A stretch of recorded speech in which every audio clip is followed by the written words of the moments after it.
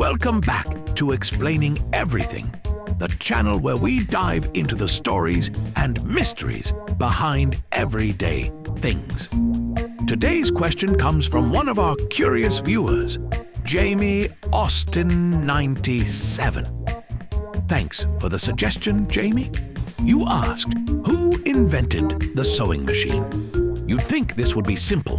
One genius, one invention, happily ever after.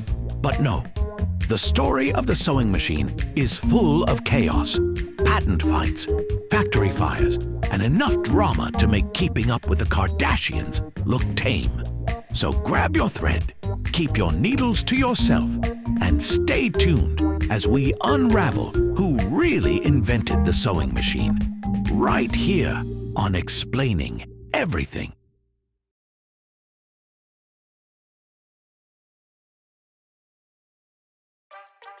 Before machines, sewing was basically slow torture. People spent hours stitching clothes by hand, stabbing their fingers, and pretending they were fine. By the 1700s, everyone was desperate for something faster, preferably something that didn't draw blood. In 1755, a German engineer named Charles Frederick Wiesenthal patented a fancy new needle with an eye in the middle, meant for a machine. Cool idea, except he never actually built the machine.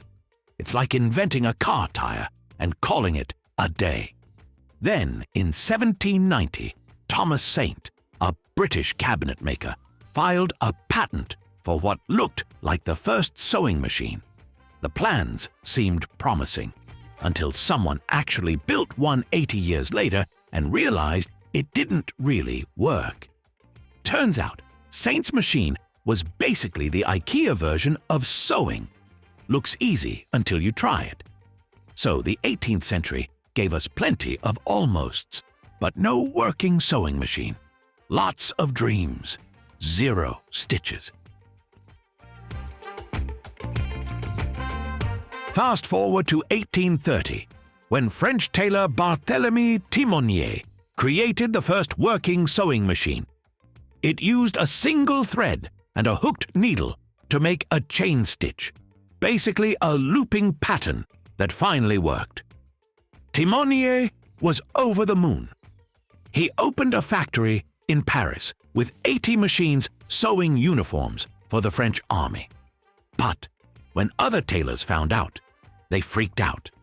They thought his invention would take their jobs, so they did what any rational group of 19th century craftsmen would do.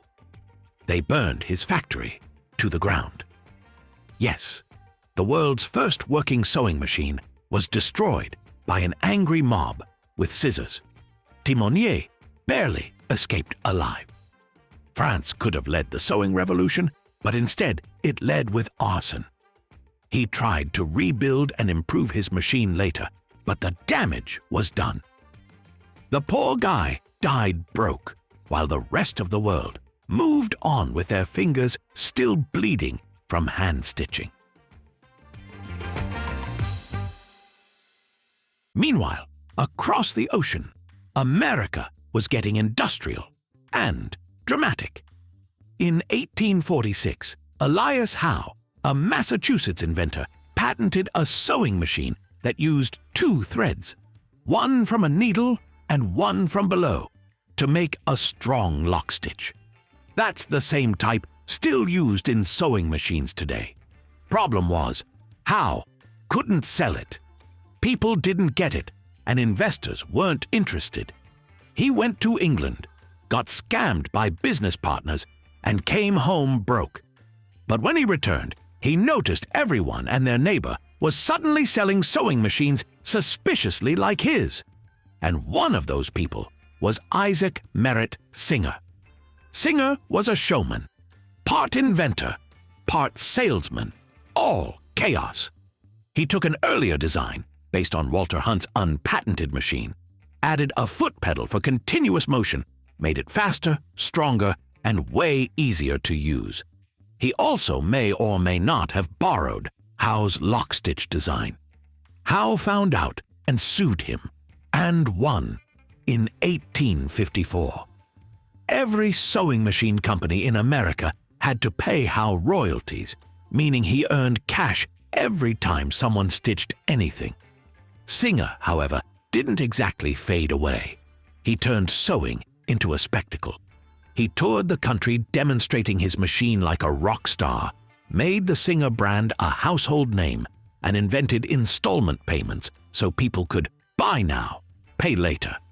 Yep, you can thank him for both the sewing machine and your credit card debt. He also had at least 18 kids with multiple women, faked names to dodge scandal, and lived like the 1850s version of a reality TV star. If Netflix existed, Singer, Thread and Chaos would have been a hit. By the mid-1850s, sewing machine inventors were in full-blown legal war. Everyone was suing everyone over patents. The needle, the shuttle, the pedal, even the thread tension. It was ridiculous. Finally, in 1856, 4 major players, Howe, Singer, Wheeler and Wilson, and Grover and Baker, decided to stop the madness and form the sewing machine combination, the world's first patent pool. Instead of endless lawsuits, they agreed to share their patents and collect royalties together. For every machine sold, each inventor got a slice of the profits. It was basically the Avengers of sewing, except instead of fighting aliens, they fought over thread rights. And it worked. With lawsuits out of the way, sewing machines exploded in popularity. Factories started mass-producing clothes. Families could finally afford one for home use. And thanks to Singer's marketing magic, the sewing machine became a symbol of modern life. By the late 1800s, Singer was shipping machines worldwide, and Elias Howe, once broke and ignored, died rich and respected. It was a rare, happy ending in a story that began with burned factories and legal fistfights. It wasn't one spark of genius. It was centuries of trial, error, lawsuits, and one very unlucky French tailor. But in the end, the sewing machine changed the world. It revolutionized fashion, factories, and homes, all stitched together by some of history's most stubborn inventors. So next time you see a sewing machine, remember, it's not just a tool. It's the product of wild ideas, pure persistence, and a few people who literally got burned along the way. If you learned something new about the history of the sewing machine, don't forget to like, subscribe, and hopefully, now we're not burning someone's factory just to stop innovation. Also, if you have suggestions for our next video, feel free to share them in the comments below. We'll be sure to give you an acknowledgement for your contribution. If you enjoyed this video, please check out our other bingeable channels. Thank you for tuning in, and join us next time here in the channel that answers all the why, what, who, where, and how questions you've always wondered about, here on Explaining Everything.